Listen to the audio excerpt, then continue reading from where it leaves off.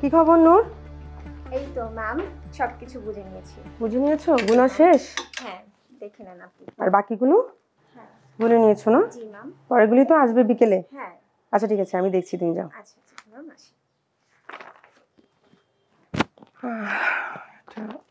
তোরে আমি বহুবার সাবধান করছিলাম যে বাঘের লেজ দিয়া কান চুলকাইস না। তুই আমার কথা শুনোস নাই, তারপরও বাঘের লেঙ্গুরে হাত দিছস। এই লেগে আজকে তোর চরম পরিণতি অপেক্ষা করতেছে। তুই আমার আসাইলি রে বলি আসাইলি। তুই কার সামনে দাঁড়ায় কথা কইতাছস বুঝলা গেছস? একটা কাপুরুষের সামনে খাড়ায় কথা বলতেছি। মুখ সামলায় কথা কইছলি।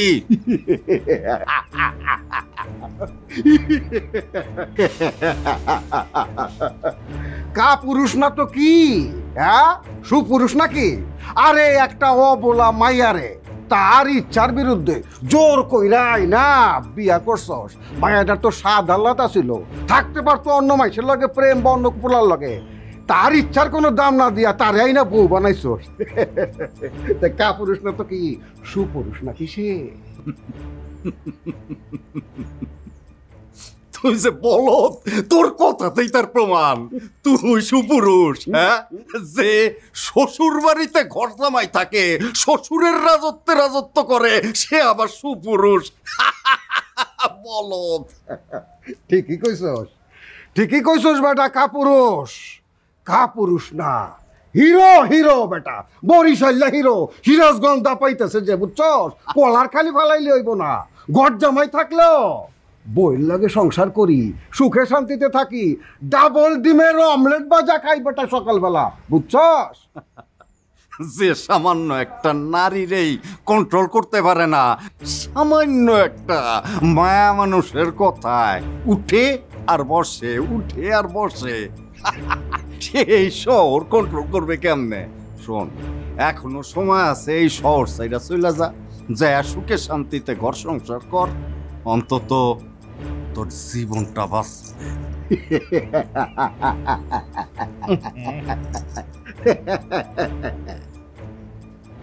গন্ধ লাগতেছে।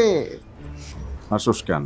দাঁত বন্ধ কর। তোর কথা শুই না অট্ট আসি দেই না। শোন, আমার ভাগা লাগবো না, শহর সাইডা আমি ভাগুম কেন? ভাগবি তুই। আরে বিয়া করছস, বউর লগে সংসার করতে পারস না। বউ একদিকে, তুই একদিকে। বউরি যে কন্ট্রোল করতে পারেন না, সিরাজগঞ্জের এত বড় শহর কন্ট্রোল করবো কেমনি? জাগিয়া বিলার মতো লেজ গুটাইয়া শহর সাইরা বাইগা যা, বাচ্চা যাবি। তুই যে কালো, ওই চশমা বইটা থাকস না, এইটার কারণ এইবার বুঝছি। তুই অনেক কিছু দেখতে পারস না, পৃথিবীর অনেক কিছু গইটা যায়, তোর চোখে পড়ে না। আজকে যে তোর পোলা পাইন রে আমার পোলা পাইন মিল্লা, এটা কি তোর চোখে পড়ে নাই? বুঝলা গেছস? এর মধ্যেই বেরেন শর্ট। ওই বেটা, কারে কি কস? কালো চশমার কথা কইতেছস? কালো চশমা দিয়েই তো দুনিয়ার সব সাদা সাদা জিনিস দেখি। তরে দেখি তুই যে একটা নোংরা মনের মানুষ। তোর পোলাপাইন রেডি হয়ে আসছিল কেন জানস? আক্রমণ করবো দেখা, যাতে ওই যে তুই যেমন অবলারে লয়ে গেছস নিজের ইচ্ছার বিরুদ্ধে, ওই রকম আমার পোলাপাইন তো সরল মনে ঘুরতেছিল। তাকে কোনো তো কষ্ট আসছিল না, কোনো দুঃখ আসছিল না, বাই মিলুম। তোর পোলাপান আত খাইসা আক্রমণ করছে। যদি খালি একটু টের পাইতাম, কোন যেটা টাইনা ছিঁড়া কুত্তারে দেখা হইতাম বেটা, কুত্তারে দিয়া। এখনই এই মুহূর্তের মধ্যে প্রমাণ হয়ে যাইব আমার পোলাপাইন কি করতে পারে কি পারে না।